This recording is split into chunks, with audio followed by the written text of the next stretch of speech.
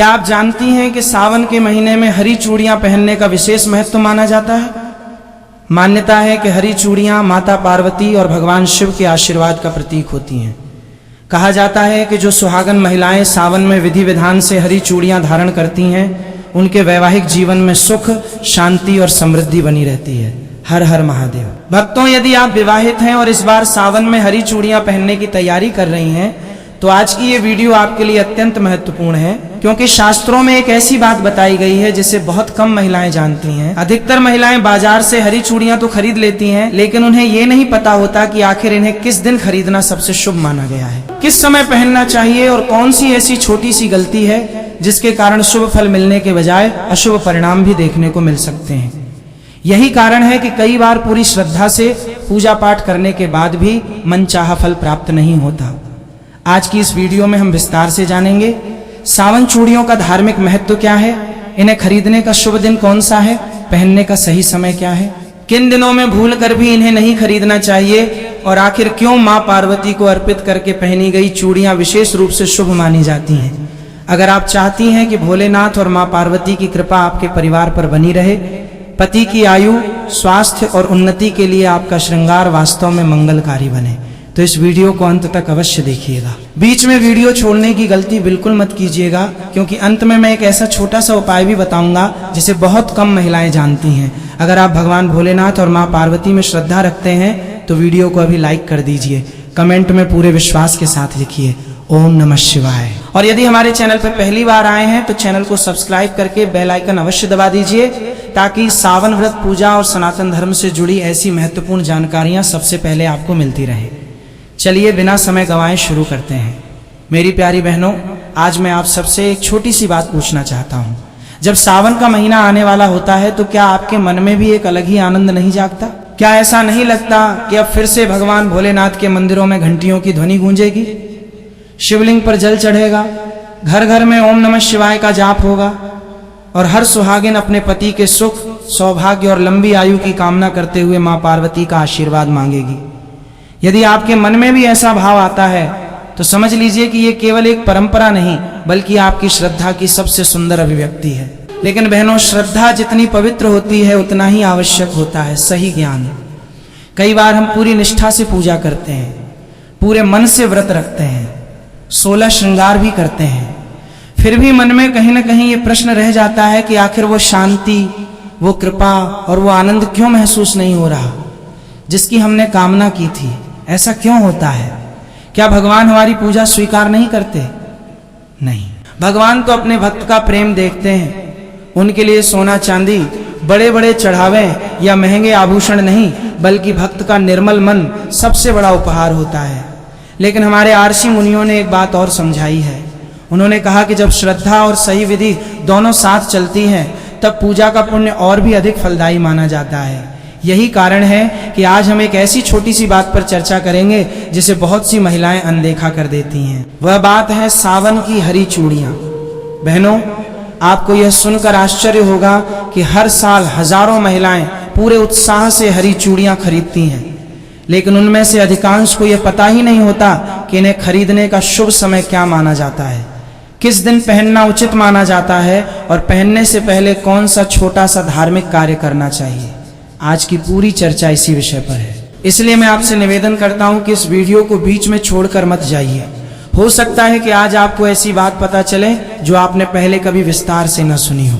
यदि आपके हृदय में भोलेनाथ और मां पार्वती के प्रति श्रद्धा है तो वीडियो को अभी एक लाइक अवश्य कर दीजिए, कमेंट बॉक्स में पूरे विश्वास के साथ लिखिए ओम नमः शिवाय। और यदि आप सनातन धर्म, व्रत, पूजा, त्योहार और धार्मिक परंपराओं से जुड़ी ऐसी ही उपयोगी जानकारियां नियमित प्राप्त करना चाहते हैं तो हमारे चैनल को सब्सक्राइब करके बेल आइकन भी दबा दीजिए, ताकि आने वाली कोई भी महत्वपूर्ण वीडियो आपसे छूट न जाए। बहनों, क्या आपने कभी इस बात पर ध्यान दिया? जब सावन शुरू होता है तो केवल प्रकृति ही नहीं बदलती, मन भी बदल जाता है। सूखी धरती हरी चादर ओढ़ लेती है, पेड़ों पर नई कोपलें निकल आती हैं, चारों ओर हरियाली फैल जाती है, मानो स्वयं प्रकृति यह संदेश दे रही हो कि जीवन में चाहे कितनी भी कठिनाइयां आई हों, एक नई शुरुआत हमेशा संभव है। यही कारण है कि सावन के महीने में हरे रंग का विशेष महत्व माना गया है। हरा रंग केवल सुंदरता का प्रतीक नहीं, बल्कि आशा का प्रतीक है। सौभाग्य का प्रतीक है, समृद्धि का प्रतीक है और सबसे बढ़कर ये जीवन में नई ऊर्जा का प्रतीक माना जाता है। इसीलिए हमारी माँ और दादियाँ कहा करती थीं, सावन में जितनी हरियाली बाहर दिखाई देती है उतनी ही हरियाली अपने घर परिवार में भी बनाए रखने का संकल्प लेना चाहिए। और यही भावना हरी चूड़ियों के पीछे भी छिपी हुई है। लेकिन बहनों, एक बात हमेशा याद रखिए, चूड़ियां अपने आप में कोई चमत्कारी वस्तु नहीं होती। चमत्कार होता है आपकी श्रद्धा में, आपके विश्वास में, आपकी प्रार्थना में। जब कोई सुहागिन महिला भोलेनाथ और माँ पार्वती को अपना आराध्य मानकर पूरे प्रेम से उनका स्मरण करते हुए श्रृंगार करती है, तब वही श्रृंगार उसके लिए एक आध्यात्मिक संकल्प बन जाता है। आज की सबसे बड़ी भूल, आजकल बाजारों में सावन शुरू होने से कई दिन पहले ही हरी चूड़ियों की दुकानें सज जाती हैं।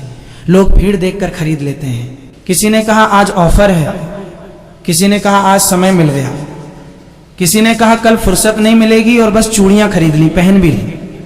लेकिन बहनों, क्या कभी आपने ये जानने की कोशिश की कि हमारी परंपरा इसके बारे में क्या कहती है?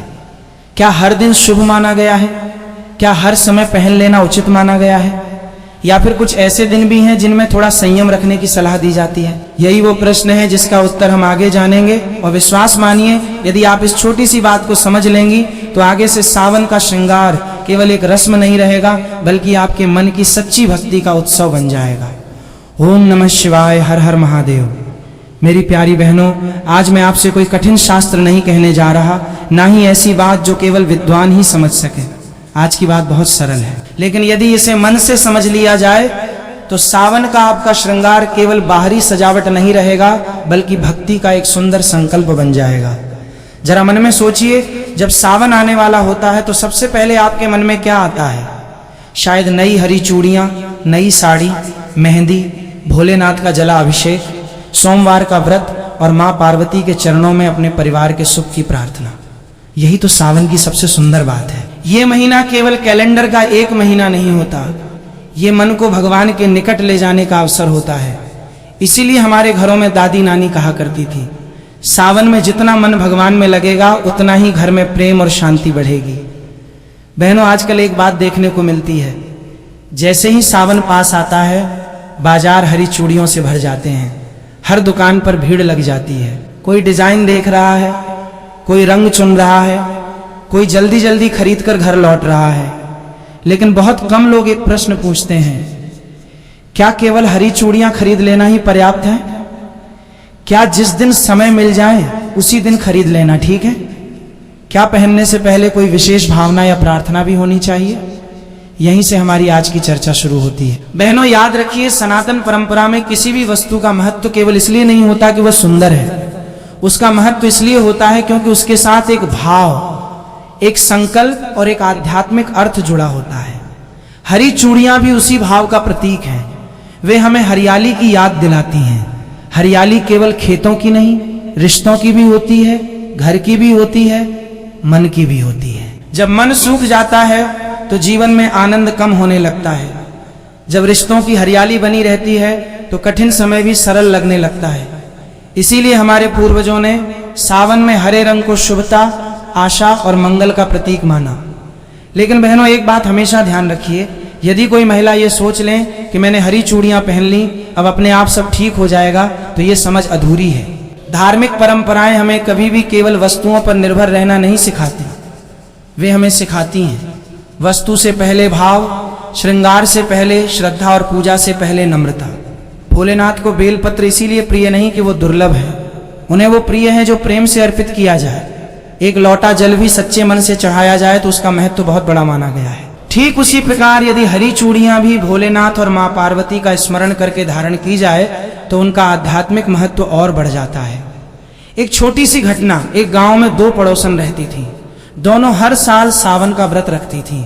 दोनों हरी चूड़ियां भी पहनती थीं। पहली महिला बाजार से चूड़ियां लाती, पहनती और अपने काम में लग जाती।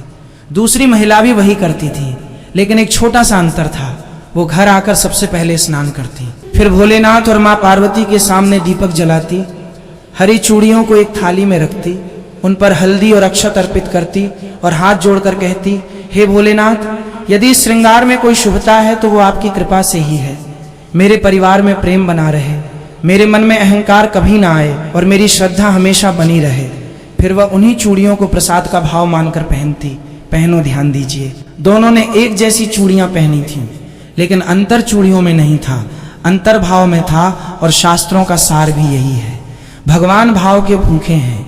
यही कारण है कि हमारे बड़े बुजुर्ग हर शुभ कार्य से पहले ईश्वर का स्मरण करने की सलाह देते थे। लेकिन अब एक महत्वपूर्ण प्रश्न आता है, क्या सावन में हरी चूड़ियां किसी भी दिन खरीद लेना उचित माना जाता है, या परंपराओं में कुछ ऐसे दिन बताए गए हैं जिन्हें अधिक शुभ माना गया है, और क्या कुछ ऐसे दिन भी हैं जिनमें खरीदारी टालने की सलाह दी जाती है? बहनों, यहीं से विषय और भी रोचक होने वाला है। अगले भाग में हम विस्तार से समझेंगे कि सावन में हरी चूड़ियां खरीदने का शुभ समय क्या माना जाता है, उन्हें पहली बार कैसे धारण करें, और कौन सी छोटी छोटी सावधानियां इस पूरे श्रृंगार को और अधिक अर्थपूर्ण बना सकती हैं। बहनों, अब जरा अपने बचपन की एक बात याद कीजिए। जब भी सावन का महीना आता था, घर की बड़ी बूढ़ी महिलाएं कितने प्रेम से कहा करती थीं, सावन आ गया है, अब घर में हरियाली भी आनी चाहिए और मन में भी हरियाली रहनी चाहिए। उस समय शायद हम इन बातों का अर्थ नहीं समझते थे, हमें तो बस इतना अच्छा लगता था कि घर में पूजा होगी, मेहंदी लगेगी, झूले पड़ेंगे और माँ या दादी नई हरी चूड़ियां पहनेंगी। लेकिन जैसे जैसे जीवन आगे बढ़ता है, तब समझ में आता है कि हमारे पूर्वज केवल रस्में निभाने के लिए ये सब नहीं करते थे। हर परंपरा के पीछे कोई न कोई भाव अवश्य छिपा होता था। सावन की हरी चूड़ियां भी उसी भाव का एक हिस्सा है। बहनों, सोचिए, यदि कोई पौधा सूखने लगे तो हम क्या करते हैं? उसे पानी देते हैं, धूप का ध्यान रखते हैं, उसकी देखभाल करते हैं, क्योंकि हम चाहते हैं कि उसमें फिर से हरियाली लौट आए। ठीक उसी प्रकार परिवार भी एक पौधे की तरह होता है। यदि उसमें प्रेम, सम्मान, धैर्य और विश्वास का जल मिलता रहे तो वो हमेशा हरा भरा रहता है। और यदि मन में क्रोध, अहंकार और कटु वचन बढ़ जाएं तो धीरे धीरे रिश्तों की हरियाली कम होने लगती है। यही कारण है कि सावन हमें केवल भोलेनाथ की पूजा करना नहीं सिखाता, बल्कि अपने व्यवहार को भी मधुर बनाने की प्रेरणा देता है। श्रृंगार का अर्थ केवल सजना नहीं है बहनों। आज के समय में श्रृंगार को अक्सर केवल सुंदर दिखने से जोड़कर देखा जाता है, लेकिन सनातन परंपरा में श्रृंगार का अर्थ इससे कहीं अधिक गहरा है। जब कोई सुहागिन अपने माथे पर सिंदूर लगाती है, हाथों में चूड़ियां पहनती है, मांग में कुमकुम सजाती है, तो वो केवल स्वयं को नहीं सजा रही होती, वो अपने जीवन में मंगल, सौभाग्य और शुभ संकल्पों का सम्मान कर रही होती है। इसी कारण हमारे यहाँ कहा गया कि श्रृंगार हमेशा प्रसन्न मन से करना चाहिए।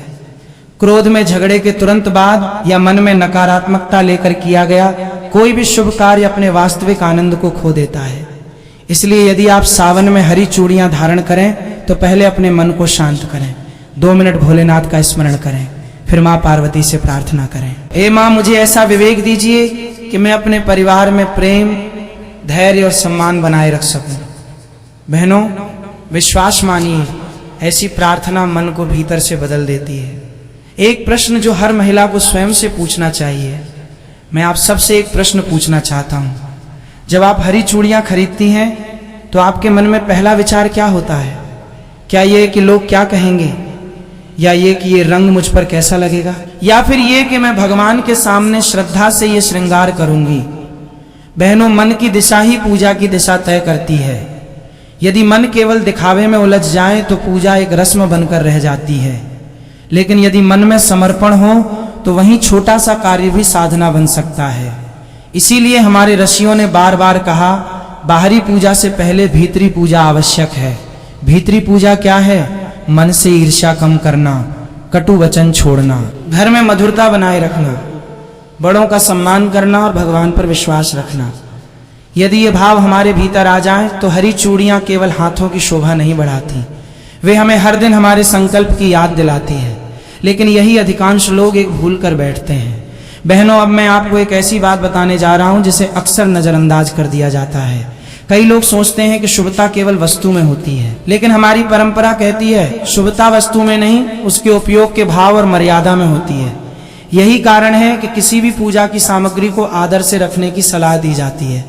यदि आपने हरी चूड़ियां खरीद ली हैं तो उन्हें घर लाकर किसी साफ स्थान पर रखें। यदि संभव हो तो पहली बार पहनने से पहले भोलेनाथ और माँ पार्वती के सामने कुछ क्षण रखकर प्रार्थना करें। ये कोई कठोर नियम नहीं, बल्कि श्रद्धा का एक सुंदर भाव है। और बहनों, श्रद्धा कभी बोझ नहीं होती, श्रद्धा तो मन को हल्का करती है। अब आगे सबसे महत्वपूर्ण बात, अब प्रश्न ये है, आखिर सावन 2026 में कौन सा दिन हरी चूड़ियां खरीदने के लिए अधिक शुभ माना जाता है? यदि सोमवार और शुक्रवार दोनों का महत्व बताया जाता है तो इनमें क्या अंतर है? क्या सुबह खरीदना बेहतर माना जाता है या पूजा के बाद पहनना? और यदि किसी कारणवश पहले सोमवार को चूड़ियां ना खरीद पाए तो क्या करें? इन्हीं सभी प्रश्नों का उत्तर हम अगले भाग में विस्तार से समझेंगे, इसलिए इस चर्चा को अंत तक अवश्य सुनिए, क्योंकि कई बार छोटी सी जानकारी ही बड़ी उलझन को दूर कर देती है। बहनों, एक बात हमेशा याद रखिए, भोलेनाथ का मार्ग कभी भी दिखावे का मार्ग नहीं रहा। आपने देखा होगा कि स्वयं महादेव ने कभी राजसी वस्त्र धारण नहीं किए, भस्म को अपना आभूषण बनाया, बागंबर को अपना वस्त्र बनाया, गले में सर्प धारण किया और कैलाश जैसे शांत स्थान को अपना निवास बनाया। इसका संदेश क्या है? यही कि भोलेनाथ हमें सादगी, संतोष और सच्चे भाव का महत्व सिखाते हैं। इसीलिए जब भी हम सावन में कोई भी पूजा करें तो हमारा पहला उद्देश्य भगवान को प्रसन्न करना होना चाहिए, न कि संसार को दिखाना। आजकल सोशल मीडिया का समय है, कई बार लोग पूजा से अधिक उसकी तस्वीर लेने में व्यस्त हो जाते हैं। श्रृंगार भगवान के लिए कम और दुनिया को दिखाने के लिए अधिक होने लगता है। लेकिन बहनों, जरा मन में विचार कीजिए, क्या भगवान को हमारी तस्वीर चाहिए या हमारा प्रेम? उत्तर तो आप स्वयं जानती हैं। माँ पार्वती हमें क्या सिखाती हैं? जब भी सावन का नाम आता है, भोलेनाथ के साथ माँ पार्वती का स्मरण अपने आप हो जाता है। धार्मिक कथाओं में माँ पार्वती को धैर्य, समर्पण, करुणा और अटूट विश्वास का स्वरूप माना गया है। उन्होंने कठिन तप किया, लंबे समय तक धैर्य रखा और अपने आराध्य के प्रति विश्वास कभी नहीं छोड़ा। यही कारण है कि सुहागिन महिलाएं उन्हें अखंड सौभाग्य का प्रतीक मानकर उनकी पूजा करती हैं। लेकिन बहनों, यदि हम केवल उनके सामने दीपक जला दें और उनके गुणों को अपने जीवन में न उतारें तो पूजा अधूरी रह जाती है। माँ पार्वती हमें सिखाती हैं, घर में प्रेम बनाए रखना भी पूजा है, बड़ों का सम्मान करना भी पूजा है, किसी दुखी व्यक्ति की सहायता करना भी पूजा है, कटु वचन बोलने से बचना भी पूजा है और भगवान का स्मरण करते हुए अपना कर्तव्य निभाना भी पूजा है। इसीलिए सावन का महीना केवल व्रत रखने का महीना नहीं, अपने स्वभाव को और अधिक मधुर बनाने का भी अवसर है। हरी चूड़ियां केवल सौभाग्य का प्रतीक नहीं। बहनों, बहुत लोग कहते हैं हरी चूड़ियां पहन लो सब ठीक हो जाएगा, लेकिन सनातन धर्म कभी ऐसा नहीं कहता। धर्म हमें कर्म का महत्व भी सिखाता है। यदि घर में प्रेम रहेगा, यदि परिवार में सम्मान रहेगा, यदि पति पे एक दूसरे की भावनाओं को समझेंगे, यदि भगवान का स्मरण रहेगा, तो घर का वातावरण अपने आप सुखद बनने लगेगा। हरी चूड़ियां हमें इसी शुभ संकल्प की याद दिलाती हैं। जब भी वे हाथों में खनकती हैं, मानो हमें याद दिलाती हैं, अपने शब्द भी इतने ही मधुर रखो जितनी मधुर इन चूड़ियों की ध्वनि है। क्या ही सुंदर संदेश है। एक छोटी सी सीख बहनों, यदि किसी दिन आपका मन बहुत परेशान हो, घर में किसी बात को लेकर तनाव हो या किसी कारण से मन अशांत हो, तो उस दिन भोलेनाथ के सामने 2 मिनट शांत बैठ जाइए। कुछ मांगिए मत, बस इतना कह दीजिए, हे भोलेनाथ, मुझे सही निर्णय लेने की बुद्धि दीजिए, मेरे मन को शांत रखिए, मेरे परिवार में प्रेम बनाए रखिए, विश्वास मानिए, हर समस्या तुरंत समाप्त हो जाए। ऐसा वादा कोई नहीं कर सकता, लेकिन मन अवश्य मजबूत होता है, और जब मन मजबूत होता है तो कठिन परिस्थितियों का सामना करना भी आसान हो जाता है। यही तो भक्ति का सबसे बड़ा फल है। अब आती है वो बात जिसका इंतजार हर सुहागिन करती है। बहनों, अब तक हमने हरी चूड़ियों का भाव और महत्व समझा, लेकिन अब सबसे महत्वपूर्ण प्रश्न है, आखिर सावन 2026 में हरी चूड़ियां कब खरीदनी चाहिए? क्या पहले सोमवार, क्या पहला शुक्रवार, क्या कोई विशेष तिथि या सुबह का समय अधिक शुभ माना जाता है, या पूजा के बाद पहनना चाहिए? और यदि किसी कारणवश उस दिन खरीदना संभव ना हो तो क्या करें? इन्हीं सभी प्रश्नों का उत्तर हम भाग 2 में विस्तार से जानेंगे। वहीं हम ये भी समझेंगे कि पहली बार हरी चूड़ियां धारण करने से पहले भोलेनाथ और माँ पार्वती के सामने किस प्रकार प्रार्थना की जा सकती है, ताकि ये श्रृंगार केवल परंपरा न रहकर एक श्रद्धापूर्ण संकल्प बन जाए।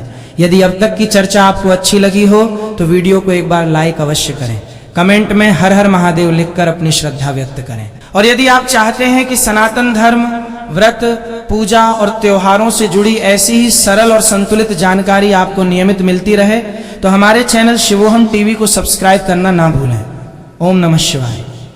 बहनों, अब तक हमने समझा कि सावन में हरी चूड़ियां केवल एक आभूषण नहीं है, बल्कि श्रद्धा, मंगल और शुभ संकल्प का प्रतीक मानी जाती हैं। लेकिन अब वो प्रश्न जो शायद इस समय सबसे अधिक आपके मन में होगा, आखिर सावन में हरी चूड़ियां कब खरीदनी चाहिए? क्या कोई विशेष दिन होता है या जब समय मिले उसी दिन खरीद लेना चाहिए? बहनों, हमारे सनातन धर्म में हर शुभ कार्य के लिए एक उचित समय का महत्व बताया गया है। इसका अर्थ ये नहीं कि दूसरे समय किया गया कार्य व्यर्थ हो जाता है, बल्कि ये कि कुछ अवसर ऐसे माने गए हैं जिनमें मन भी अधिक श्रद्धा से जुड़ता है और वातावरण भी पूजा के अनुकूल होता है। इसी कारण अनेक परिवारों में सावन के पहले सोमवार को विशेष महत्व दिया जाता है, क्योंकि सोमवार भोलेनाथ को समर्पित माना जाता है। वहीं कई स्थानों पर शुक्रवार को मां पार्वती और देवी स्वरूप की आराधना के लिए भी शुभ माना जाता है। यदि आपके घर की कोई पारिवारिक परंपरा है तो सबसे पहले उसका सम्मान कीजिए, और यदि ऐसी कोई परंपरा नहीं है तो श्रद्धा के साथ सावन के किसी सोमवार या शुक्रवार को चूड़ियां खरीदकर पूजा के बाद धारण करना एक सुंदर धार्मिक भाव माना जाता है। लेकिन बहनों, यहीं पर एक और बात समझना बहुत आवश्यक है। केवल दिन शुभ होने से ही बात पूरी नहीं होती। मान लीजिए किसी ने बहुत शुभ दिन चुना लेकिन घर में झगड़ा करके बाजार गया, क्रोध में खरीदारी की और बिना भगवान का स्मरण किए चूड़ियां पहन ली, तो क्या केवल दिन शुभ होने से मन भी शुभ हो जाएगा? नहीं बहनों, शुभता की शुरुआत हमारे मन से होती है। इसीलिए यदि आप उस दिन चूड़ियां खरीदने जा रही हैं तो घर से निकलने से पहले 2 मिनट भोलेनाथ का स्मरण अवश्य कीजिए। मन ही मन कहिए, हे भोलेनाथ, मैं जो भी शुभ कार्य करने जा रही हूं उसमें आपका आशीर्वाद बना रहे। मेरे मन में अहंकार नहीं, केवल श्रद्धा बनी रहे। विश्वास मानिए, ऐसी छोटी सी प्रार्थना मन को भीतर से बदल देती है। चूड़ियां खरीदते समय किन बातों का ध्यान रखें? बहनों, आजकल बाजार में अनेक प्रकार की चूड़ियां मिलती हैं, कांच की, लाख की, धातु की, डिजाइनर और भी बहुत कुछ।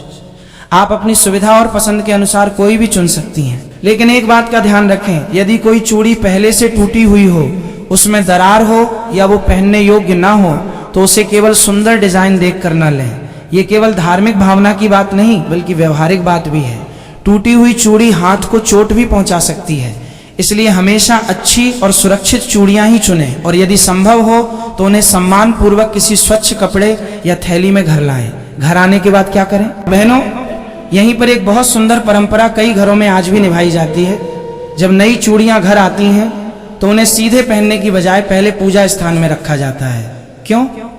क्या भगवान को चूड़ियों की आवश्यकता है? नहीं, ये तो हमारे मन का भाव है। जब हम किसी वस्तु को भगवान के चरणों में रखते हैं तो मानो हम ये स्वीकार करते हैं कि हे प्रभु, ये सब आपकी कृपा से ही प्राप्त हुआ है। यही भाव हमारे भीतर विनम्रता लाता है। आप भी ऐसा कर सकती हैं। एक छोटी सी थाली लें, उसमें चूड़ियां रखें, एक दीपक जलाएं। यदि घर में शिव पार्वती का चित्र या शिवलिंग हो तो उसके सामने बैठ जाएं। कुछ क्षण आंखें बंद करके ओम नमः शिवाय का जप करें। फिर मन ही मन प्रार्थना करें, हे भगवान शिव, हे मां पार्वती, मेरे परिवार पर अपनी कृपा बनाए रखिए।